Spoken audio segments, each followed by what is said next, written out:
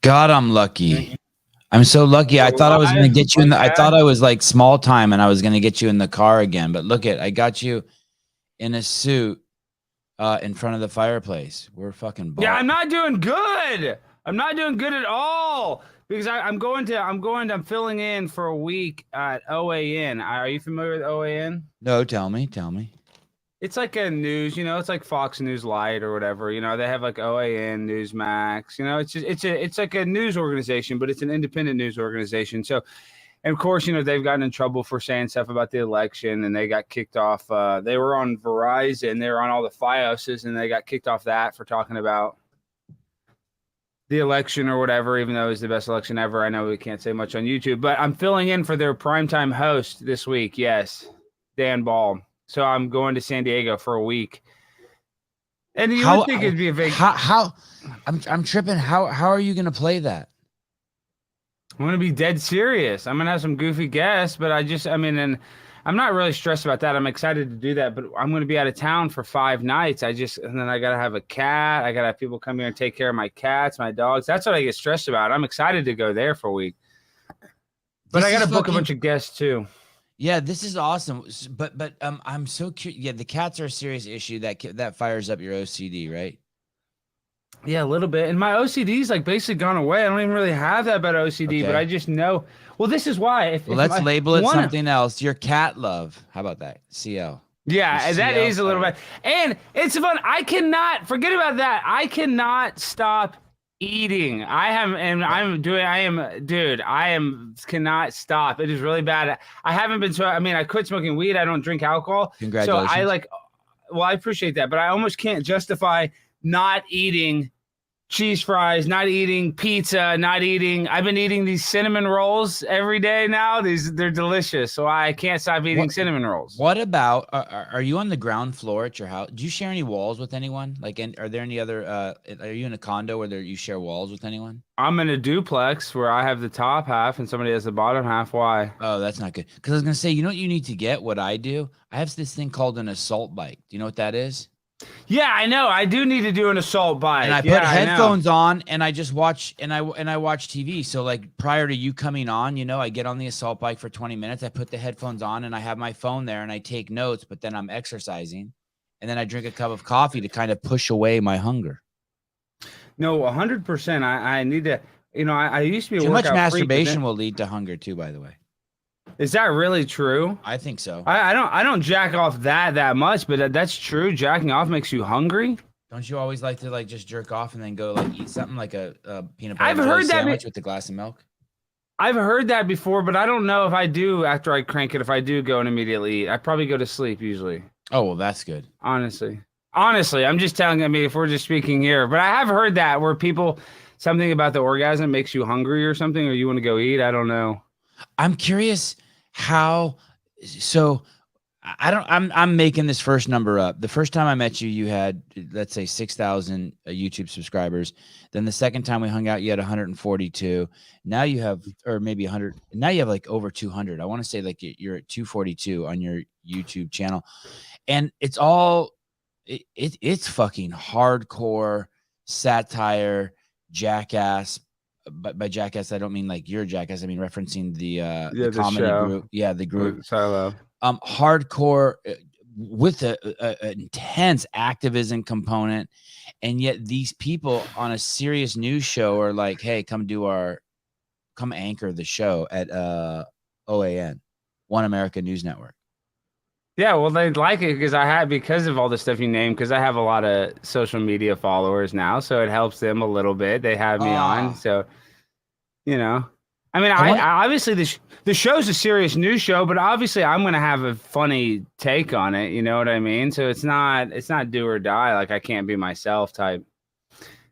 Like Dan Ball, the host that hosted, he has a lot of personality too. I mean, he's more serious than me, but he, goes off on tangents, and it's not like the normal news. The show looks CNN. It's a little more. There's a little more opinion than just news in it.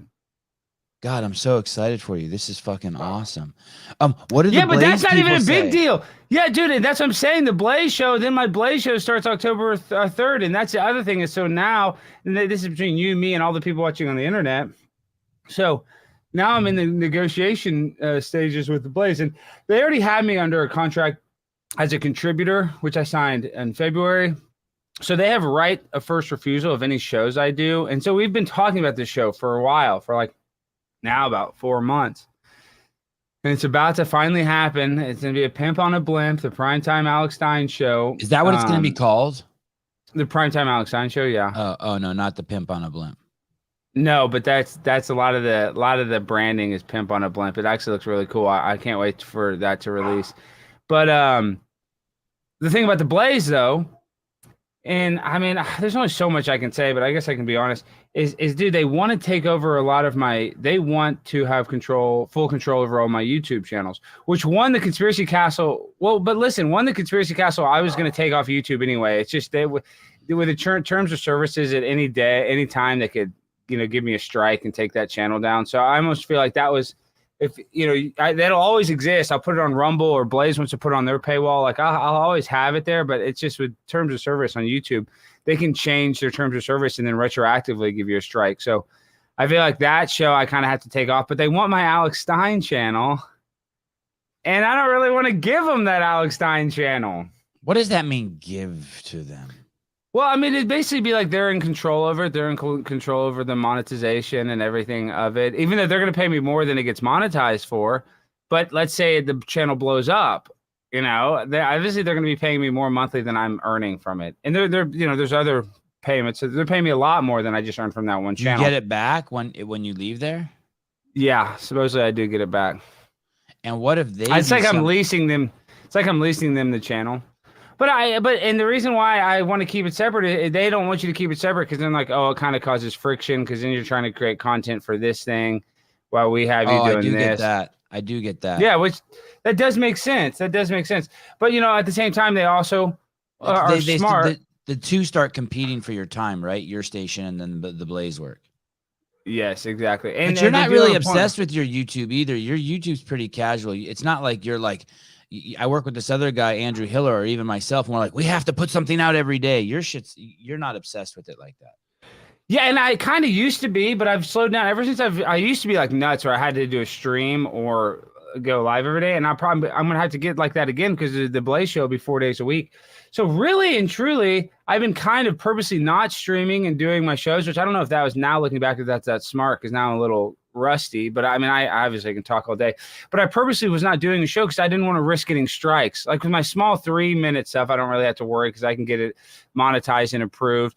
But when you have these long extemporaneous, conversations with guests, like I usually have been doing, the guests sometimes say something, and I've gotten strikes in the past. So I've been really kind of example of what you could get a strike for. Like you said, we couldn't. You can't say anything about the election. You can't say anything about the election. It has to be fair. Just that it was the fair and most secure election ever. I can't say, but there was that movie that showed us otherwise. And you can't even talk about 2,000 dogs or whatever. It's called something else. But yeah, no, you can get a strike. That's serious. And the medical misinformation, they've backed off that a little bit. But that's what I originally got my strikes for, is mask stuff. I was talking about how I didn't like the mask, and I got medical misinformation. I did actually see that recently. YouTube said that you're on their policy that you can't say masks don't work. You can't. I don't think you can say that. No. I don't understand how a video streaming platform gives two fucks about that. It's because they're the biggest streaming platform, so it's all about control. It's like the same reason the reason why they put in vaccine mandates is not for safety or health, so less people get it. It's so more people comply to the regulation. Do you see what I'm saying? I hear you, but they admit that, though. They admit that it's about compliance. You act like that there's this sentient being. There is. It's called Big Pharma. It's called the CEOs of these companies. You don't realize, dude, even the top 100 companies are probably ran by like the same 15 people. Yeah, there is. Oh, so they meet the same way like the executives over at Blaze would meet. These 15 people are like, they have their own club that they meet, and then they try to rule planet. Theoretically, yes. I mean, I kind of can't blame them, right? Like if me and you were the two richest guys on the planet, we'd probably hang out more. Well, yeah. I mean, they go to Sun Valley, Idaho, and then they have Davos. Those are the events that we know. But you've heard of Alex Jones going to Bohemian Grove, where it's like a bunch of presidents, important people go there, and they do gay sex and they do like weird effigies. Yeah, that's the big thing. Yeah, Sevan, you didn't know that they do the gay sex, so they have rituals. So they videotape a guy. Why, if you're rich, would you have gay sex? Why not just do the sex you want? I guess maybe they want to do it. That, and it's called honeypotting. Like they want to get footage of you with a child or you with like a guy, so it's embarrassing. So then they have leverage. That's why it's like Ghislaine Maxwell's dad is a guy named Robert Maxwell, and he was killed. They got thrown off his boat, and then when he died, they gave him a proper Israeli funeral because he was a Mossad agent. And what he would do is he was the one that started all the Jeffrey Epstein and Ghislaine Maxwell stuff. He would get these important people, and he would honeypot them. This is in James Bond. You've ever seen James Bond? I have. How they always have like the sexy woman that tries to have sex with the person, and she's a spy. Yeah, that's real. That's real. I know that sounds crazy, but it doesn't sound crazy. I remember reading in I don't remember if it was in the Washington Post or the New York Times or the LA Times, but it was one of the liberal rags, and they started planting the seeds of a story that Donald Trump went to Moscow and he stayed at the Ritz-Carlton.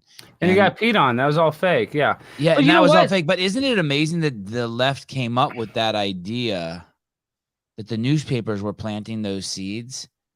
So that would be honeypotting, right? They were accusing Donald Trump of being honeypotted, if I can conjugate it. Well, that's just a lie. Yeah, but that's more just a lie. Like a honeypot is where you would get an attractive woman and she would trick you. Like Eric Swalwell dated a Chinese spy he didn't know about. Are you familiar with that? Yep. That's more of a honeypot because he thought, oh, this is just this pretty Asian girl likes me. And then they say, hey, you have to vote this way or we're going to tell your wife. Or we'll leak your dick pics.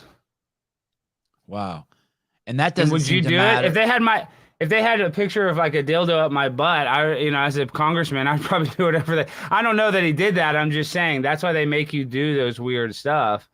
And they take pictures of it. That's how Scientology works. That's why they get in these big celebrities and they can't ever leave because they have them do these auditing sessions where they're all recorded and these people say the most embarrassing stuff.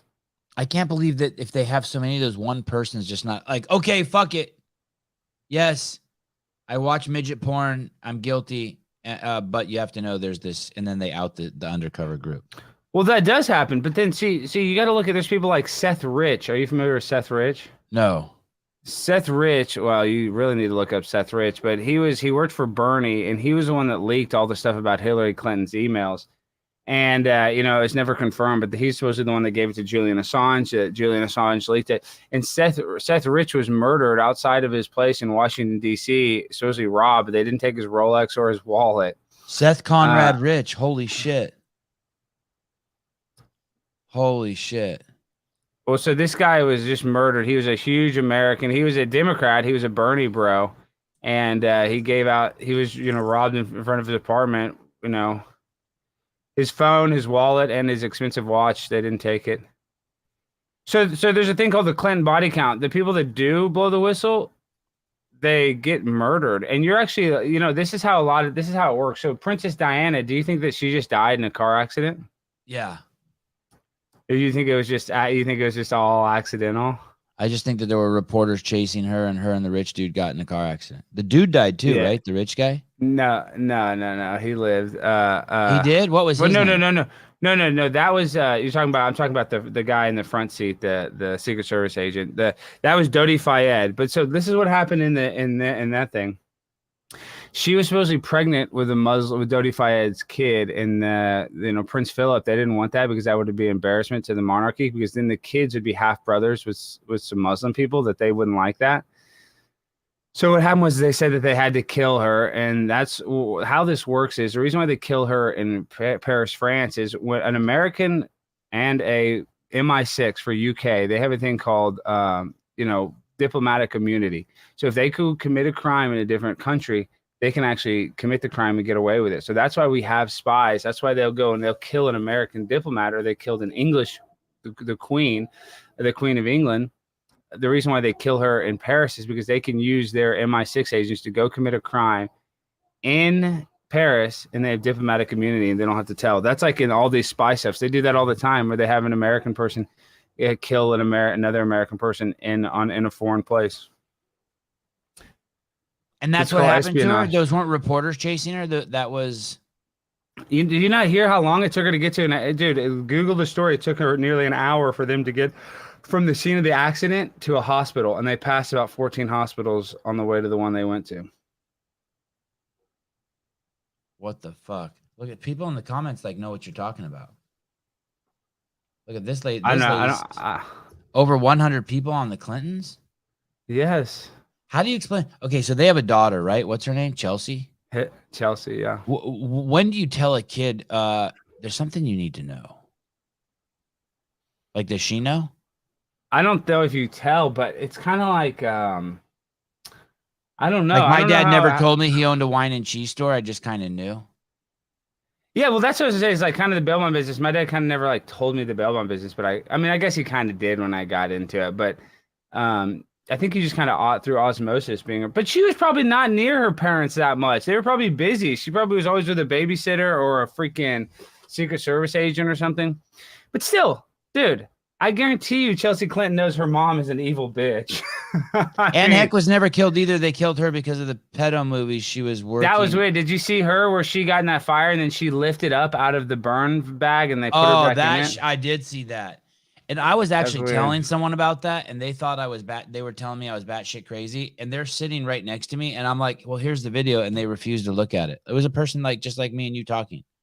I know. And like, I wouldn't be surprised half the time at these hospitals when they... But hey, that was a burn bag. That wasn't a body bag, right? Still, it was a burn bag, but she came right out of it. Like, well, let her breathe. She probably couldn't breathe inside of a bag. I don't even care if there's holes in the bag.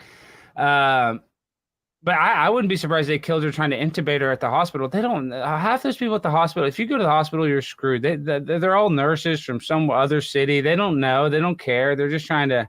You think they killed George Washington? You think I don't know who they is, killed George Washington? What, through leeches? Yeah, or do you think that was just bad medical practice? Well, it's been bad medical practice ever since. I mean, we don't really have great medical practice. I mean, I know we have, and I say that as the guy, my dad had a quadruple bypass surgery, and that doctor did a great job. I really respect him. So there are some doctors, I'm sure there's. But your mom didn't get good health care. Exactly, my mom didn't get it, and I'm just saying there are a few specialists out there that are good, but the majority of people in the medical industry, I think, are just trying to literally get a check or try to do it for esteem. They're not actually in it to try to help people. So I've lost a lot of respect for the... When I worked at CrossFit, go ahead. Well, I was just going to say, we're talking about all these conspiracies. Yeah, I mean, the fact that, you're kind of, you're, I guess, whatever. Naive. And naive would be a good word, but I think if you saw a lot of this information, it'd almost be impossible to continue to be naive. Like it'd be cognitive dissonance at that point, because you would know that the government does bad stuff, and you're just taking their word for it. But that's where we're at, though. But here's where you and I differ just a little bit. I don't see it as they or the government, or as I need to see that. I just think there's this Taoist saying, there are no demons here. There's only people. And I think when I hear about these abstractions being used like theys and the government, I feel like that is the seeds of the cognitive dissonance, because it's really just like other dudes and chicks. Yeah, but not really, because the federal government is actually retarded. And so when these people get in the power of the federal government, they feel like they have to do this stuff that they don't even know what they're doing. They feel like they're better than us. I'm telling you, these people, when they get elected into this position, whether it's some lower level politics, even if it's city council, I see these city councilmen, they get the biggest ego. I see these mayors, they have of a podunk town, they have these huge egos. So then when you get in Congress and now you're in that fraternity, I'm telling you, you feel like you're in a special club that most people aren't in. And when you have, listen, this is all you got to look at. This is a fact. Less than 1% of the population has 99% of the wealth. Follow me. Less than 1% of the population has the mass majority of the wealth. So we have it's totally skewed against us by these people that hold all the power and wealth. There is basically no middle class left. And that's because the middle class still has power, can still do stuff. They're deleting the middle class. You think about it, when our parents were alive, how much easier it was to buy a house. Now it's almost impossible to buy a house, to buy a single family home. When you look at all the corporations like BlackRock artificially inflating the price of homes, they're buying it. China is one of the biggest landowners in America, and also Bill Gates being one of the biggest landowners, who's not even doing anything with the land, not even growing food on it. So the idea that like this government isn't rigged against people, then why don't they make it where we can have a middle class? Why everybody's struggling with fentanyl drug overdoses? People are struggling, barely able to afford to fill up their gas tank in their car. If they're going to give $100 billion to the Ukraine, I mean, you have to realize that when these people get in power, they're not people anymore. What happens is they're being run by these multinational corporations, these political action committees that donate money to them. So they go from being a human like you and me, being like, gee, it's good to share my toys, it's good to be nice to people, to all of a sudden, oh, Halliburton, you're going to give me $1 million for me to pass this legislation that's going to buy a bunch of rockets and kill a bunch of drones, do a bunch of drone strikes in the Middle East and kill a bunch of Muslims at a wedding. Sure, let's do it. That sounds like a good deal. And that's literally what happens. I mean, you look at guys like Dan Crenshaw, you look at Barack Obama, he dropped a drone strike every 20 minutes for 8 years. There's footage. Is that true? Is that true? That's true. Yes. And he won a Nobel Peace Prize. That's a fact. He dropped enough drones for every 20 minutes for 8 years. Google that. And then on top of that, sometimes the drone strikes would say, let's say there's 3 people. They would say, oh, just shoot the first 2 people so the third person could go tell them what happened. That's how evil these drone strikes were. They shot up weddings. They shot up funerals. They killed kids. When we were doing that, when we were just withdrawing from Afghanistan, they killed 6 children. You don't remember that? That just happened. They said, oh, it was an accident. Oh, it was an accident. We killed all these children. I don't think that's okay. I don't care who you are, whether you're pro-war or not. I'm anti-war. But I don't think it's okay for children to get shot by weapons that I paid for. That makes me feel sick. I mean, it's always going to happen as soon as you start building weapons. Always. There's no way around it. What, children are going to die because we build weapons? It's like the death penalty, right, Alex? 2 terms and 540 strikes later, Obama leaves the White House after having vastly expanded and normalizing the use of armed drones for counterterrorism. It's like this. That if we arm 1 million police officers on the streets of this country, there's going to be some killing. It's going to happen. Accidental killing. It's like the death penalty. If you believe in the death penalty, which I don't, eventually eventually a good person is going to get killed on accident. Like it, you know what I mean? And it's happened. Yeah. And that's already happened. That's why I'm against it. Yeah. Yeah. I agree. I don't like the death penalty. I mean, unless it's under some sort of serious, heinous thing. But yeah, I really don't like the death penalty, because if one person has been killed unjustly, it makes the whole thing crooked. But we can use that analogy for everything. I mean, unjust people get killed all the time. You can look at, what is it? Pat Tillman, who is, one of the best football players. Yeah. You remember him? Yeah. He was shot under friendly fire. And you know how they say that that's a conspiracy? His wife doesn't believe that it was accidental, because he was sending letters talking about how the war didn't have a clear objective and how it was pointless. And so imagine he goes and serves his term and then comes back and says it's all bullshit. How big of a threat, a pro football player who turned down his multi-million-dollar contract, $24 million contract, for him to say the war was bullshit, that would have been, I mean, they wouldn't have been able to get over that public relations nightmare. This sentence doesn't even make sense. Sevan, but you believe in killing unborn children. Sean, if you're going to attack me, make it fucking coherent. That doesn't even fucking make sense. He's talking about abortion. I know what he's trying to say. I'm not going to read into it. Go ahead. Say what you really want to say, dickhead. No, well, don't pull it up. The haters, the haters in the chat are gonna. No, it's early. Wait, that guy's not a hater. I like that guy. Go ahead. Wait, why are we doing this so early on Sunday morning again? Because for you, it's only 9. Yeah, it's not that bad, but I'm still just getting out. I gotta get all my crap in order. I leave tomorrow for San Diego, and you're in LA, right? I'm in Santa Cruz, California. Santa Cruz. You're not far. I'm in a small hive of libtards. Yeah, but whatever. I mean, honestly, dude, that's the other thing. Is like, now that I'm getting known, and people are like, You're all right. First of all, I'm not all right. I mean, there's some sort of liberal values that I kind of vibe with. Like, I don't know if we should have free socialized medicine, but we should have caps. We should have where these pharmaceutical companies can't be making so much money. I mean, if you look at the price of insulin in Texas, $200, but insulin in Mexico is $2. Socialist. You're a socialist. That's what I'm saying, and and a lot of this, like, drag your kids to story time. Now that's I told evil. you this guy loves me, even though he attacks me. Yeah. He loves me. He was just trying to dry fuck me without the loop. But what I'm saying is, like, I don't like any of this sexual indoctrination for children, but I don't care if drag queens have their drag queen brunch for adults. Yeah, me neither. Exactly. Yeah, I don't care. Exactly. Yeah. And I love pesto, and I love going to a play with drag queens, but the gay flag in front of my school as an excuse for freedom and acceptance. Oh no. I know it seems kind of nuts, but no. But the indoctrination. Oh, go ahead. I want to say something about, and I think this ties into, I think we're going to get to the bottom of this, of the government, those guys.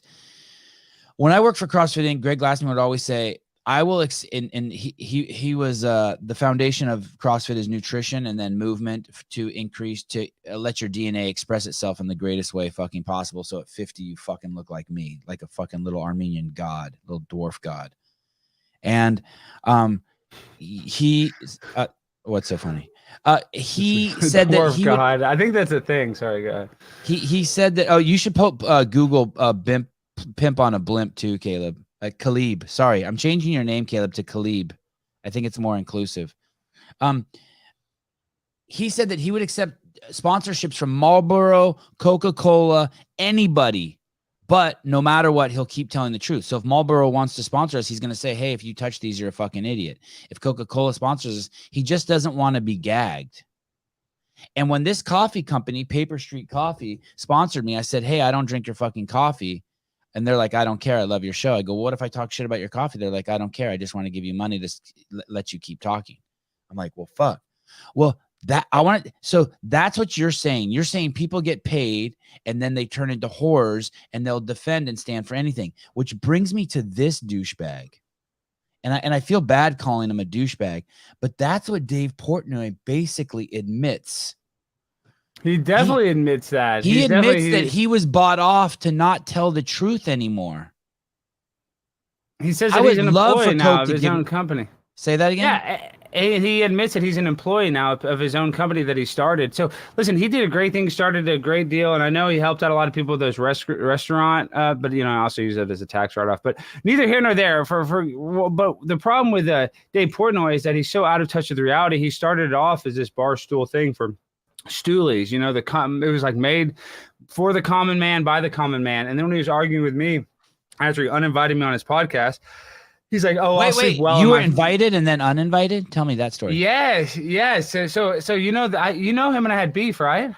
That's what I'm talking about. He basically, I have this clip of this show you were on, and he says, hey, we have a rule since we're owned by a gambling company that we can't talk shit about gambling. That's fucking bullshit. That's fucking, when CrossFit signed a $350 million deal with Reebok, the next month Reebok released a shoe saying it made your ass firmer. And Greg goes, fuck you. That doesn't do shit. No shoe can help you at all. And Reebok goes, you're not being a good partner. He goes, you didn't sign up with me to be a good partner. You signed up with me because I tell the truth. And Portnoy's supposed to kind of represent that. He basically just admitted that he could be bought. Dude, and they showed the most degenerate gambling stuff where people would be like on their computer or they live stream it and they bet like all they have on a hand of blackjack and they're like, and then they win it. They're like, ah! I mean, that's almost worse. They have all kinds of weird gambling content. But my point being is like only showing the wins and not being able to say there's losses. That's just as scummy as it gets. Jeff, Sevan, you're great. Here comes this shit sandwich. This guy's making me a shit sandwich. But this incessant Greg Glassman, listen, motherfucker, I'm not worshiping him. Is he the creator of CrossFit? Is he the creator of it? Yeah, brilliant dude, fucking awesome. But just because I quote him doesn't mean I'm worshiping him. You jackass. You think next year you're gonna think I'm worshiping you because I pulled up your comment. Go ahead. Wait, why is there so much CrossFit hate? I mean, you know what I mean? What is it? They say like being a vegetarian, being a vegan is like being a CrossFitter. You can't go 1 minute without telling anybody.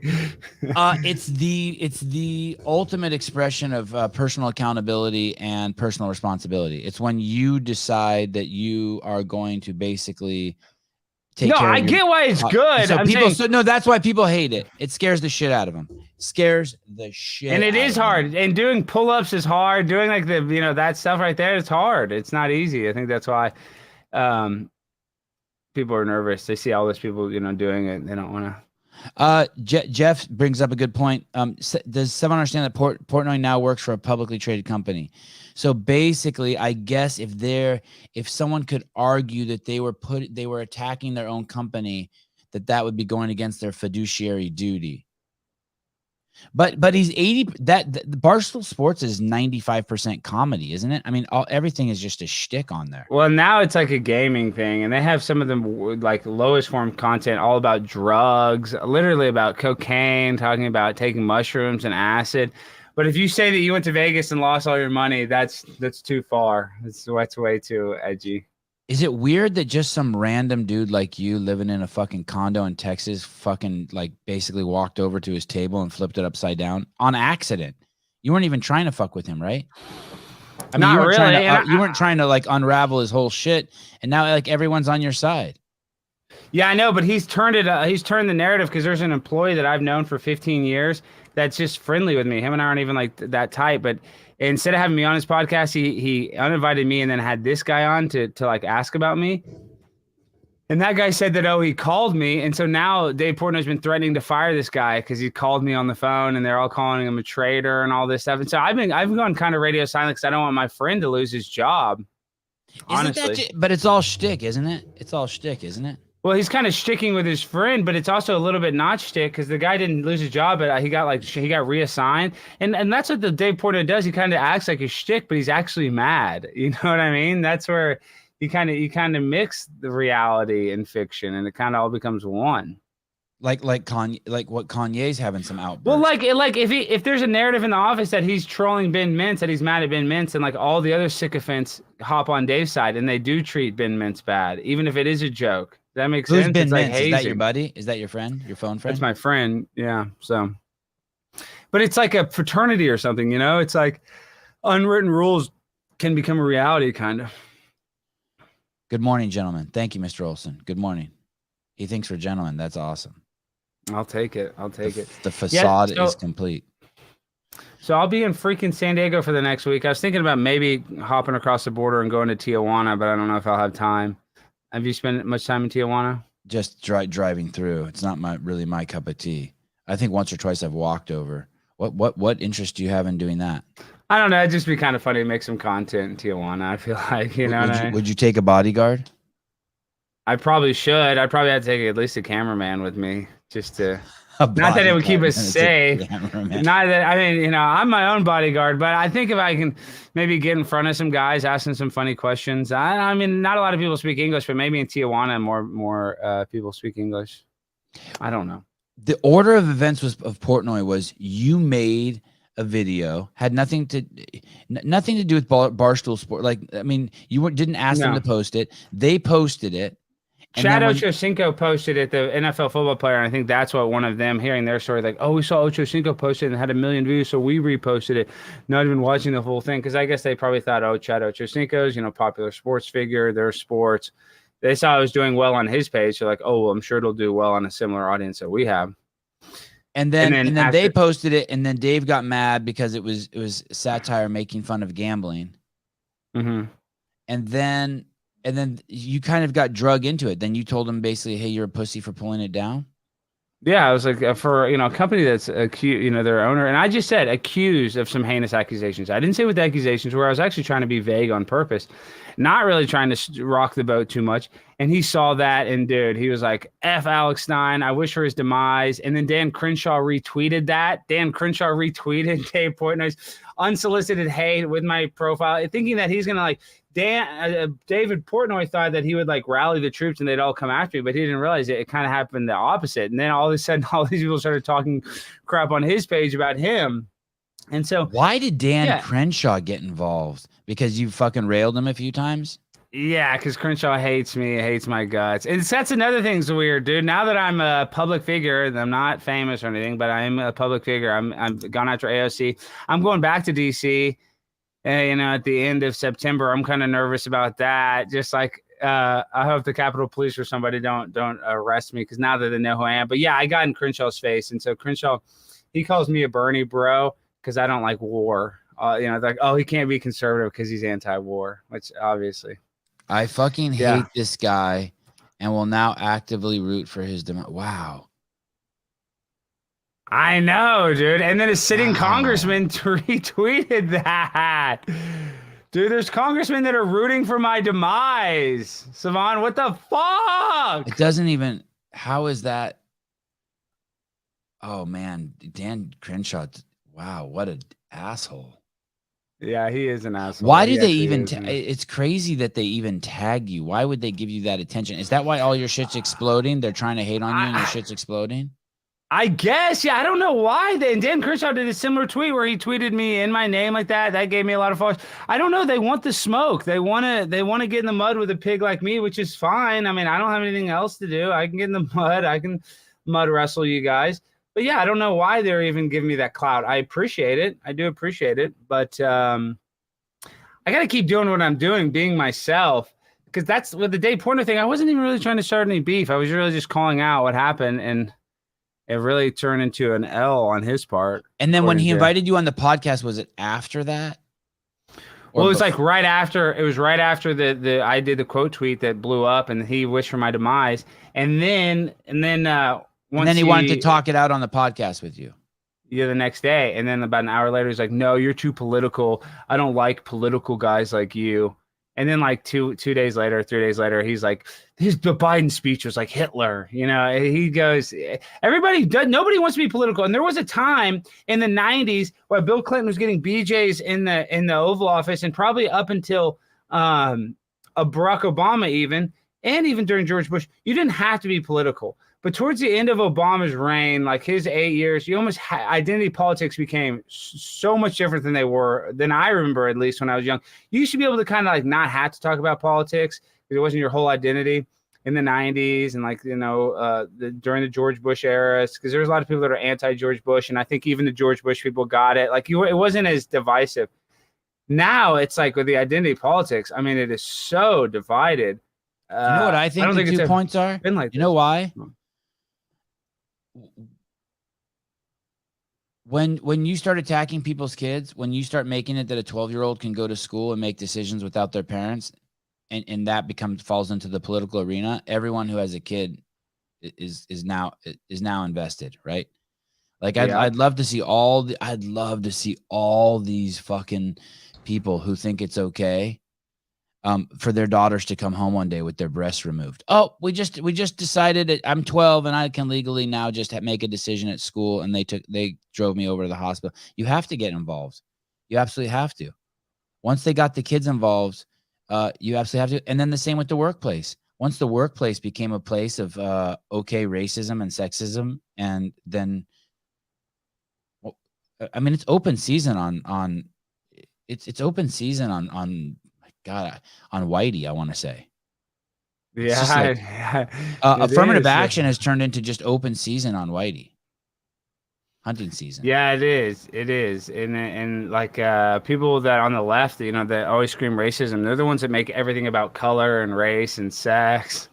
And I'm not even saying the people on the right are perfect either. The people on the right do some really cringe stuff, have some crazy shit. Crazy shit. We're all really just populist, or we try to be more like populist. We kind of want what everybody else wants. But dude, these politicians, they don't care. I talk about this all the time. Even the people that are pro-choice, even the people when they get surveyed about it, even the person's like, oh, I'm pro-choice, I'm pro-abortion.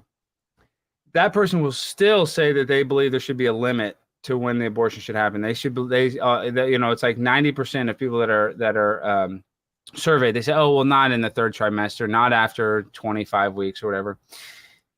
So that's how the majority of people feel. The people in power do not. They want abortion up until after birth. So these people are evil. They don't even care what the people want that are on their own side. They want to take it as far as possible. And that's why the abortion thing's such a big deal. Is because they use a lot of those fetuses for cultures, for scientific reasons. They're very valuable in that sense. People think, oh, it's just we want to keep these women free and their sex life open so they can go on their trips to Cabo and keep working in office. No, they don't care about that. They want those baby tissues, those hearts. They can do testing, so they can do all kinds of things. The populace shouldn't matter, though. It shouldn't matter. It shouldn't matter that if every single person in the country wanted to enslave blacks again, we have a constitution that protects that idiocy. If every single person in the country wanted to legalize it didn't abortion, used to protect it. It didn't used to protect it. We had to change it. Right. Well, it wasn't being taken seriously. It has to be taken seriously. It always protected it. It's just that they somehow weren't acknowledging it, right? Did there have to be an amendment to the Constitution in 1865 to get rid of slavery? I don't know. I thought it was like 2/3 a person or 3/5 a person or something like that. I don't know, dude. I gotta look back at the timeline. I don't want to speak out. People are like, oh, you said it wrong with this. Let's see. The Constitution protects slavery. Let's look. My point is just this: when I hear someone like, we have to be honest about what we're doing. When Elizabeth Warren says the majority of the people in the country want to be pro-choice, that shouldn't be the defining thing. If our Constitution says this document is supposed to protect human life, then we have to protect human life. That's why we can't vote out democracy. You know that, right, Alex? The Constitution makes it so we can't vote out democracy. The people of the United States cannot sit down and vote. There's no way that they can sit down and be like, hey, we're going to vote out democracy and put in Sharia law. That's not how our democracy works. We have a constitution that protects that insanity. That protects the country from being overtaken by the masses, like fucking the forced injection. Our Constitution protected us against the forced injection. Yeah, but kind of not really. I mean, I guess it did. It was supposed to. It was supposed to. Yeah, but if somebody can be like, oh, you're going to lose your job at American Airlines, and you can't really protect anybody from anything. I mean, you got a carrot, so you can dangle a carrot and make anybody, oh, here's a free cheeseburger. But I guess that's people taking it on their own because they just want a free hamburger. But no. The Constitution is good. We need to keep the Constitution, but they're constantly trying to erode it and get rid of it. They don't want us to have guns. They want to get rid of the Second Amendment as fast as possible. So, this is the Constitution's in place doesn't mean they don't want to keep changing it. There's this group of people in our country who think that, and I use this as an example, the death penalty is okay until they would be executed on accident. And by that, I mean, there's this example. I don't know if it's going to resonate with you, but there's this friend of mine and he makes videos. He started making these videos about whether CrossFit athletes were natural or not. Are they natty or not? And he made one about this guy, Justin Medeiros, the champ, and he said he's natty, meaning he's natural. Yeah, and I know. I'm very familiar with that type of content. Okay, and Justin probably liked that. And then he made a video about someone else and said they were on something. But you can't like that content at all because if you don't accept it, will go either way, right? So even though this guy Justin was found innocent, if I was him, I would still be like, hey, fuck that kind of content. Because being in is that a real cat? Yeah, that's Angus. Come here, Angus. Wow, that sounded like a sound effect. And so I feel like that I'm trying to draw a parallel there between that and what people think about, hey, anytime anyone uses the populist argument, I don't buy it. Like, fuck you. That's not how this country works. Or else we could all vote that all Jews should be fucking shipped back to Israel. That would suck. Yeah, but that's not I mean, that's not right? what's going to happen. I don't know. I don't know if that's what would happen in a populist government. I don't really like that we only have two choices. That doesn't make sense. There should be more than two choices when it comes to the president, R or D. That doesn't seem very, populist, or that doesn't seem like there's a lot of options. If people want to watch you on If people want to watch you on OAN, how are they going to do that? What time? I think it's all on Rumble. I don't know if we're on YouTube anymore, but it'll be on OAN. I believe it's from 4 to 6. I'll be tweeting about it. If you guys want to see it, follow me, Alex Stein 99. I believe it comes on from 4 to 6 California time. And so yeah, that'd be 7 Texas, 8 Eastern, I believe. I'll get the exact details of when it airs, but I'll be sharing clips from it too. And it's gonna be great. Like I'm gonna be interviewing some people. I might even interview you, dude. I might call you to interview you. I gotta fill up 20 interview spots. Holy shit, that's awesome. Yeah, but they're quick. They're only 5 minutes. I mean, they're 15 minutes, but they only air for 5 minutes on the show, basically. How's Blaze feel about you sharing you? Are they excited? Yeah, they are excited. I'm just a little. Or are they I'm like, hey, hesitant. don't go over there and be giving them your Alex Stein mojo? No. They know that. They know that. Like, I can go host a different show. They know it's going to be different than their show, so they don't care about that. They're actually really laid back when it comes to. At first, they were kind of sketchy about me doing interviews, but I do interviews every day. I mean, I think they realize that's kind of. I've been purposely really not doing my podcast, just doing other people's, just kind of getting ready for my show. So I don't have to risk getting my channel in trouble too much. I don't know, dude. Why don't you stream? The first time you were on, you streamed the show simultaneously. I did. I did. I just haven't been doing that as much. So one person complained, see, you didn't care. And then Chrissy Mayer, my friend, who's a friend of mine, she didn't like that I did that one time. So I was like, oh, maybe I should stop doing that. That's what she said. I should stop doing that. Listen, that's the default response. That's small thinking. That was like when you came on and you first did it, I was like, this asshole. And within 30 seconds after I let that thought pass, I thought, oh, that's fucking brilliant. Well, I'd streamed your show. It wasn't like I was changing it. Yeah, exactly. Yeah. It's good for everyone. That's what I feel like, and I will stream other stuff, like usually debates. But dude, I just haven't been streaming on purpose because I don't want these people to get like false copyright strikes or whatever. I've just been extra careful about my own content because like I said, I've been in this negotiation process now for Simon. I didn't get kicked out, but I did. I was supposed to speak, and I just. But I'm good. Everything's great with Turning Point USA for me. I didn't get kicked out, but they didn't like that I spoke with Nick Fuentes. I didn't know about their corporate war. Who's Nick Fuentes? They didn't want me to speak. He's like this right-wing guy that's, I think he's funny actually, but he's just, people are really controversial. They don't like him because he says the N-word and stuff. But I mean, I don't dislike him at all. I think he's funny, but he's if you say you like Nick Fuentes, oh, you're a white supremacist, you're this, you're that, you're anti-Semitic.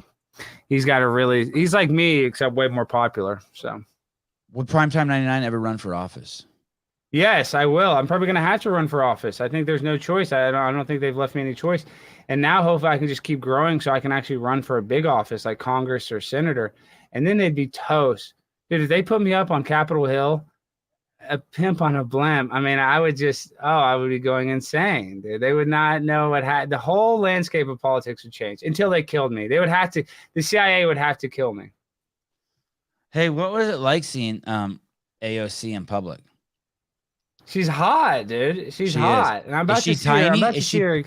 She's very tiny, very good shape. Yeah, and people are like, oh, her googly eyes. She looks pretty. She looks really pretty in person. You can always take one screenshot of a person's face, make them look, stupid. That's what they always do. They do that to my girl Marjorie Taylor Greene. Marjorie Taylor Greene's pretty. Yeah, she is pretty.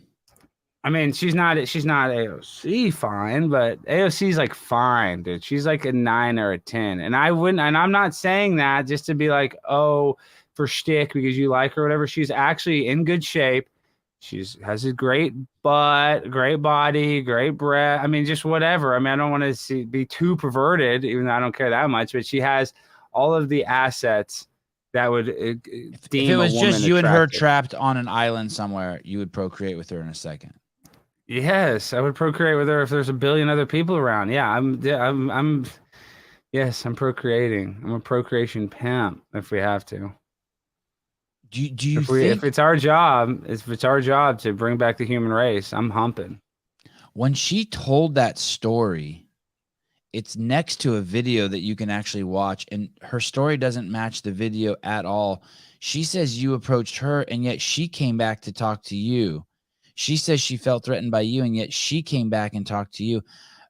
Do you trip when you see that? Are you like, wow, these people are fucking retarded? Well, Dan Crenshaw did the same thing. He said that I assaulted him and assaulted one of his employees. Luckily, I had 3 other camera angles I was able to share that showed I didn't even touch anybody. They touched me, if anything. Um, and so, yeah, I mean, these politicians, will they lie? No, dude, they live in a vacuum. And that's what I thought, too. And I thought when they get to this point of being a congresswoman, I thought AOC would have had like a bunch of hate, right? So she would just be used to it, like, oh, people cuss me out. And that's how Marjorie is. Marjorie says all the time she's walking in DC and they're just like, bitch, or, the C word, they call her all kinds of names. So I think she gets used to it. But most of these politicians, they live in such a small vacuum where they're only going to their own events of their own supporters, and they're only, aligning themselves with sycophants. So they never hear somebody be like, hey, you suck. And they'll say like, what? I suck? I suck? I don't suck. I'm the best. They can't even take a little heckling. Who's this? Tiffany Smiley.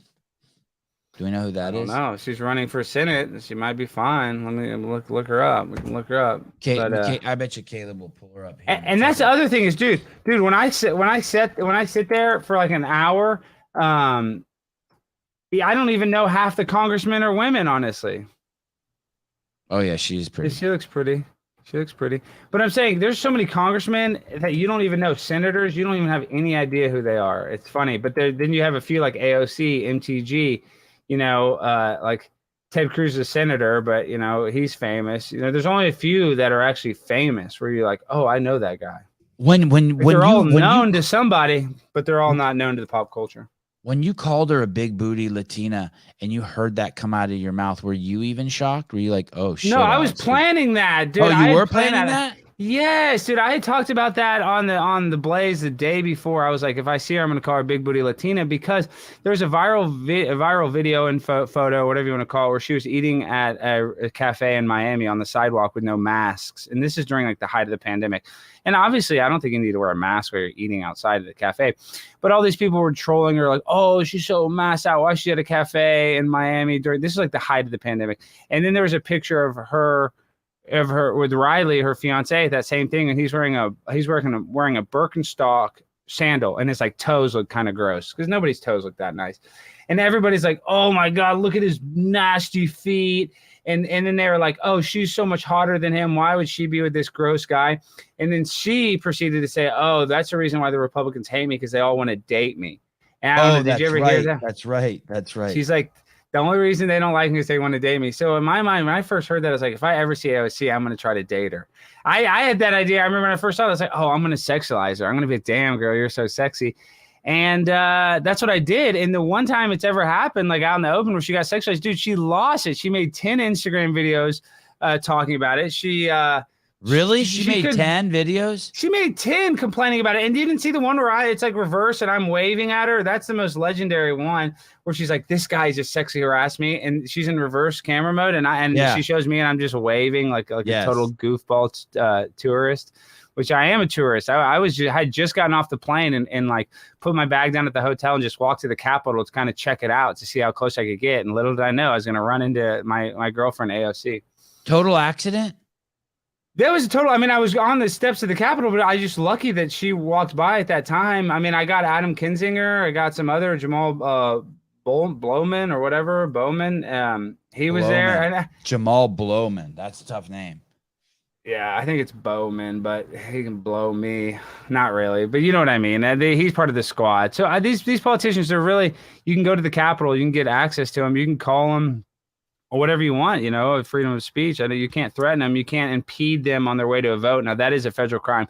They kept on being like, Alex, we're going to get you for a federal crime if you impede them walking. Like if you get in front of them at all on their way to a vote. Did anyone ask you that? Did anyone actually tell you that? Like anyone of authority? Yeah, the cops. Oh, yeah, the cops are like, oh, we see what you're doing. Do not get in front of them. You have to stay to the side. Because there's other like journalists and stuff trying to film and ask them questions.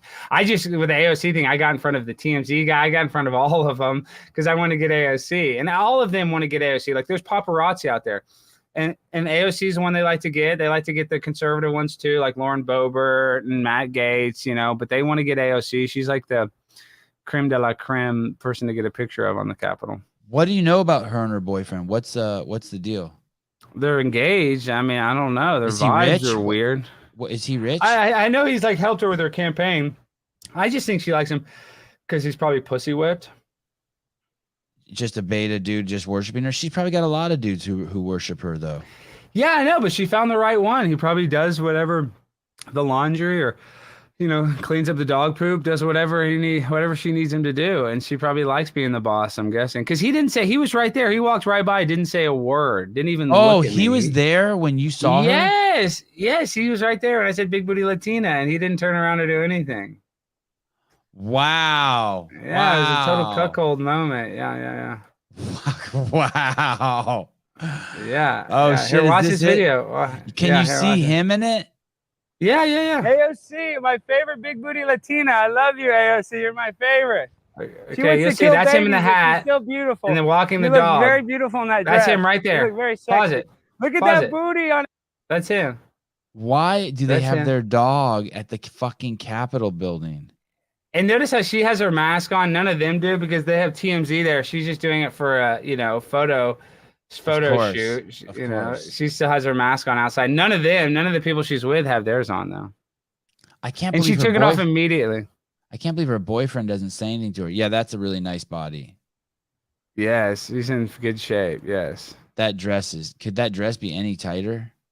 I couldn't see any panty lines. I know that. So. Hey, did you see what do you think about Pelosi's husband? Are you following that at all? I mean, getting that DWI and that $200,000 Porsche, it's not even surprising. Doesn't even surprise me. Does it surprise you?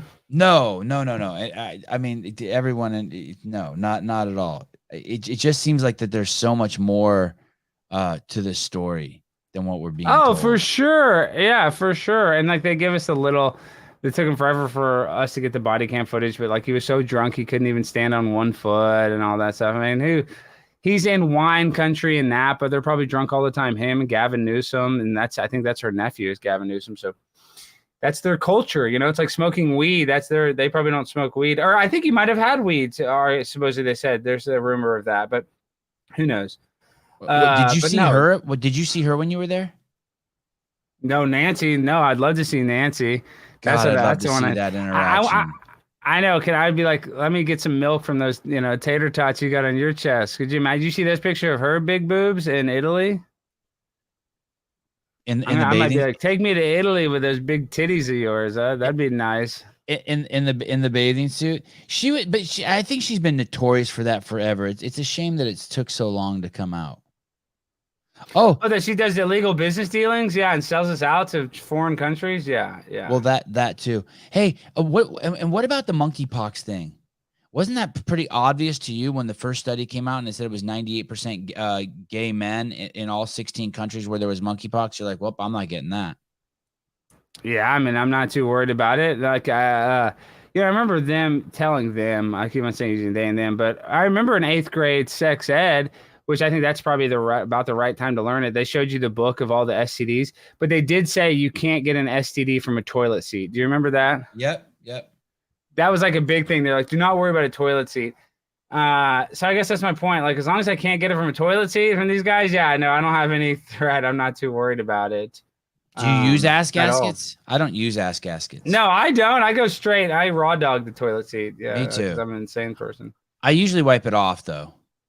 I always wipe it off because there's usually some urine on there or something. I've probably killed a small forest with the amount of toilet paper I've used wiping off public bathroom seats. That's just how it goes. That toilet paper is trash. So anytime that free toilet paper is just low quality, you got to use a lot of it. Is my point. Handful.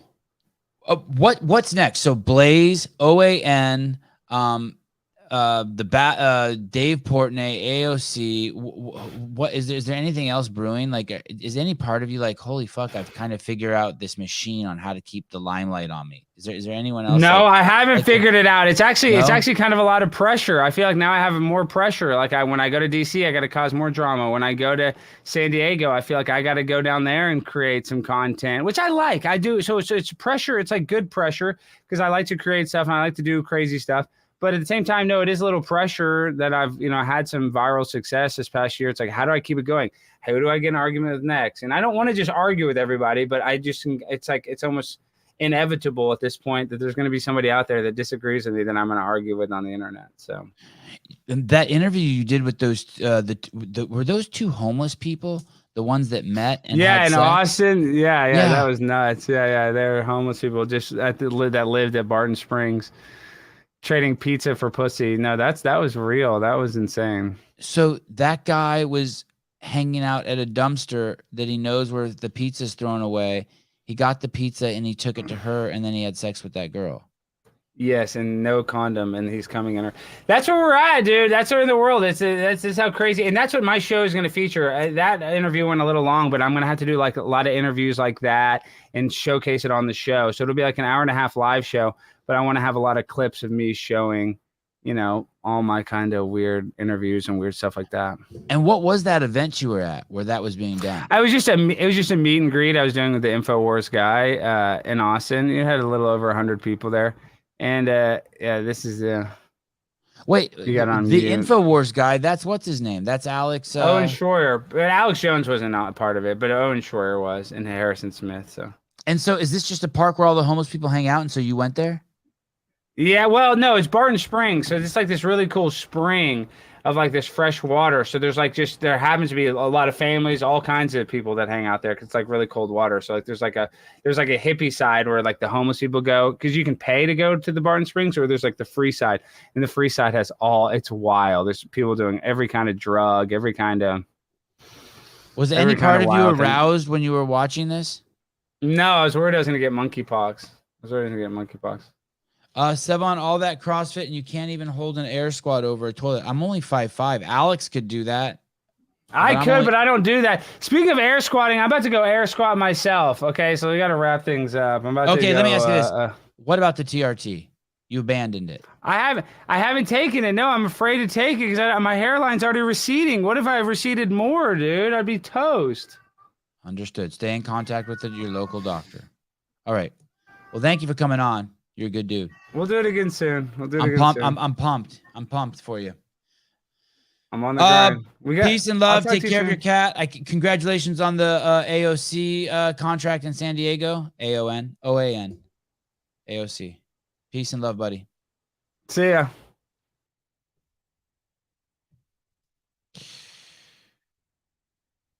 Dave Portnoy is a good dude. All right, fine. That's the cat in the fire. Jeff has come onto the scene large in the comments. He has become quite active, playing the balancing act of nice guy and asshole. Caleb, hi. Khalib. Hey, what's up? Last night on the show, on the live call-in show, I decided I was going to change your name while you were deployed to Khalib. Seems like a good change. Appropriate. You have no pushback? Nope. Khalib. No, not like that. Not spelled like that. Not spelled like that. Thanks, Kenneth. Maybe 9 a.m.'s too early for him. Yeah, it might be. He seemed just a little off his game. Maybe I should have been better prepared. You're a little bit more nocturnal kind of guy. Oh, I think it was a good show. I wonder, do I have a show tonight? Do we have a show tonight? No, I don't think so. I'm glad he showed up. I'm glad I got Alex Stein in a suit. I wonder if he was wearing. He probably wasn't even wearing pants, right? No chance. No way. All right. He is amazing. I don't know how he does it all. I don't either. I guess he doesn't have any responsibility except for those cats. Sevan is on the right track, but he's still a bit blue-pilled when it comes to politics.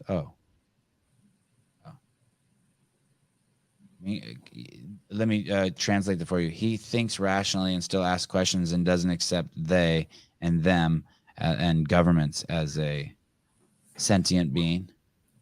That's it. I think a little vague. A little too vague. I think that's my biggest problem. I don't do gender. I don't do evil. I don't do demons. I don't do they and them. I don't do abstractions. Like if we're trying to drill down to some sort of truth, I accept the unknown. There's an unknown entity, but I'm not going to let you label it as God or they or them or tranny or cis or any of that weird shit. It's all the same shit to me. It's all imaginary land. Yeah. There's no specifics. Like if I was next to Caleb and I went like this on his forehead, I'd be like, yep, that is your cranium. That's a 5 head.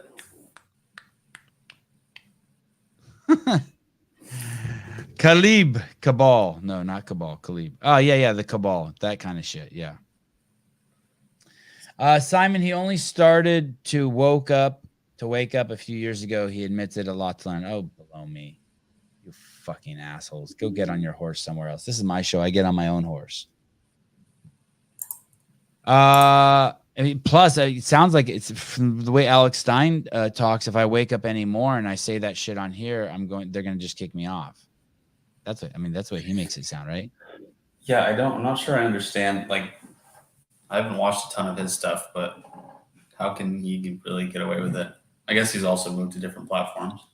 But it sounds like even if people went through and looked at the live, like if at some point YouTube wanted to get rid of me, they could just go through all my videos and be like, well, he's broken the policy here, here, here, and here. It sounds like you're just not allowed to talk about a lot of shit. I honestly had no. I mean, I hear people say you can. I've experienced that on Instagram. I haven't experienced too much of that on YouTube. Yeah, every time anything happens on YouTube, we're able to appeal it, and we win. They always, yeah. I'd say 99% of the time, the appeals we make, right? Yeah, even the appeal we had with Justin Nunley a couple days ago that even went through. With the Kabasa, right? With the swollen ankle. Yeah, the swollen ankle show. Oh, it depends on your following. So you think if enough people complain that's what it is, basically, that people who watch this show, it's not big enough yet to attract the turds, and so people aren't complaining. I suppose that's possible. Did you watch the fights last night? I would say that it's because I'm not willing to be delusional about the narrative. I don't want to fall down the path of delusion. I want to keep it real. I did watch the fights. I loved the fights. Did you watch the fights? Yeah, I watched most of them. That was wild. How about when Cyril Gahn in the post interview said, "Yep, he knocked me out cold." Dude, that's the first time he's ever been knocked down. And then he said he fucking came to and fucking had to fight. That's crazy. Just imagine the survival instinct that has to go into that too. You're just like, oh shit, lights out. And then, yeah, that was fucking crazy. And Tai Tuivasa is tough. I can't believe he kept going. He would just like shake his head and he was right back into it every time. I liked how his corner yelled at him too. You don't have to prove how tough you are. Yeah, he just kept going at it. I was really impressed with him. Actually, I didn't expect him to do so well. Would love to see Sevan react to the viral video of Alma Oheen au pair.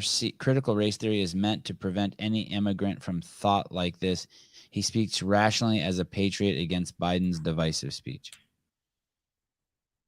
Okay, I'll pull it up and watch it when we get off the air. Let me see. Oh, excuse me. Yawns are contagious. Don't watch shows with yawning. Alma Oheen au pair. If I follow this person on Twitter, that's what comes up. Video. Oh, okay. Proud legal immigrant shares this message to Biden. Okay. 1 hour ago. Damn, you guys are up on your shit. Yeah, both fighters were in survival mode. It was amazing. What was the fight before that? Robert Whittaker's on another level. Robert Whittaker is on because Martin Vettori is no joke. When I saw them fighting, I was like, there's no way this is the number 2 contender in the middleweight division. I can't even believe this is right, but the commentator said that between the two of those guys, the only fights that they had lost in the last 13 years was to Israel Adesanya. I was like, holy shit. No way. I didn't hear that. That's crazy. That's true. That's crazy. Yeah. Damn. Yeah. Yeah, that Robert is Whitaker nuts. took him to school. He fucked him up. What you guys see as a sentient being, I see as more as just a virus. So someone will be like, there's these secret cabal meetings behind closed doors. And that's like saying, well, at CrossFit, we used to have closed meetings behind closed doors all the time. That's what organizations do. And if the 15 richest people in the world, if you were one of them, you would want to meet with them also. And you would have opinions on how the world worked, and you would want to be with someone who also has a lot of money. It's not like some mystical, crazy shit. If you want to talk about mystical, crazy shit, let's talk about Urantia and about the aliens that circle the planet harvesting emotional energy from us. Like, okay, now you kind of got my attention on some weird shit. But like, it's not it's spun into this fucking like spook narrative, and it's like, no, it's just people here. It's just fucking people here. Sevan, it's been a while since we had Sevan Podcast newsletter, exclusive video. What the hell? That's all that keeps me going some weeks. Okay, I know. It's because I was in Newport for 2 weeks, and my aspiring filmmaker and I were separated. Yeah, that Lone Star, that is going to be an incredible fight. That is when Adesanya meets that guy. What's his name? Not Michael Pena. The fuck is that guy's name? Anyway, that's going to be crazy. That's not even a normal man. I was looking at his jaw on one of the shows. His jaw is nuts. You know who we're talking about, Caleb? The guy who's going to fight Adesanya next? He knocked him out. He beat him twice in kickboxing. I think he knocked him out once. Oh, yeah. I can't remember his name. I'm looking it up. He's nuts. And he trains with, I think that he trains with Glover Teixeira up in Maine. So you know those guys are bad dudes. Is it Alex Pereira? And so there aren't that is who it is, Alex Pereira. So there are these people who think it's like a sentient being, but I don't think it works like that. I think it's like 20 people who have a fucked up like understanding of logic and thought. And so those are the people. For instance, you get 100 parents together who all believe that anytime their kids falls down, they should rush over and pick them up. And then that turns into 1,000 people. And then they think it's the same people who are just confused. You'll see it in the comments all the time. And that's basically what the Democratic Party and the Republican Party are. They're not sentient beings. They're just, I think I've heard it called as groupthink. I think that's kind of a deeper, more realistic view that most people don't really understand, including myself. The way consciousness can sweep over a group of people and get them just to keep thinking wrong and be dipshits. I think it's something like that that's happening, and not this fucking scary boogeyman just shit that everyone just keeps talking about. I don't think it works like that. Yeah, like this, the Rockefellers and the what's the other family that always gets mentioned? The Rothschilds and the Jews and it's like, dude, chill. It's just people. Some of them got a lot of money so they can do more shit. You have to remember too, energy is human energy. Money is human energy. We've all accepted that. It's not really human energy, but we've accepted it. That's how we use the currency. I give you $50, you come over and mow my lawn, you give me $50, I babysit your kids. It's like that. And then with that, you get to buy my human energy, my time. Alex Pereira is the guy that lives under Tony Ferguson's bed. Yeah, he is. If you're just kind of tying all the conversation together that he's the scary boogeyman, you're absolutely fucking right. He's freaky looking.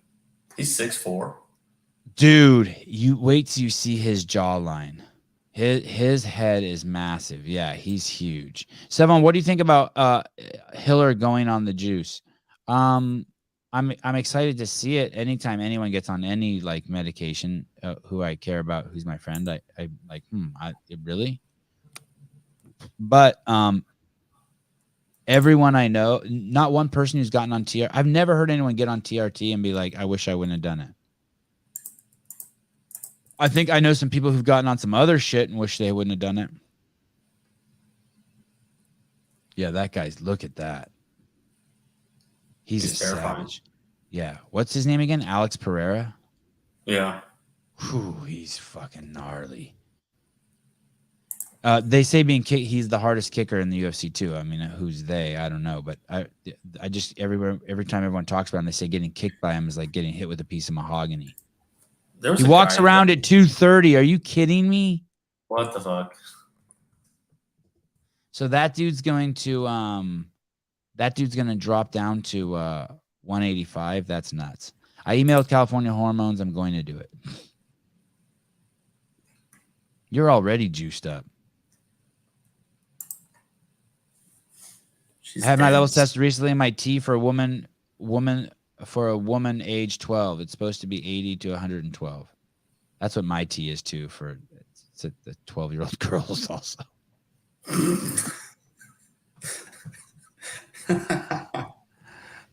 Yeah, Alex Pereira.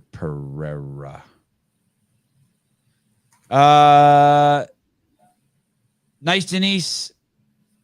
I am more interested in what it does for females. The girls I know who are on it too fucking love it. Okay. Thank you, everybody. Have a great day. See you guys tomorrow. Who do we have? We don't have anyone scheduled tomorrow. No, we don't. That's awesome. I'll take tomorrow Brian off. in a couple days though. Just kidding.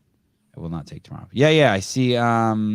Maybe I'll see if Dale Saran wants to come on tomorrow. Tuesday.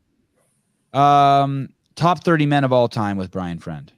Top 30 men of all time. The 30 fittest men who've ever walked the planet, according to Brian Friend, which I think is the best source for that kind of information. Okay. See you tomorrow. No, Jeff, you take tomorrow off, buddy. I've had about enough of your shit. Give us all a break, please. Yeah.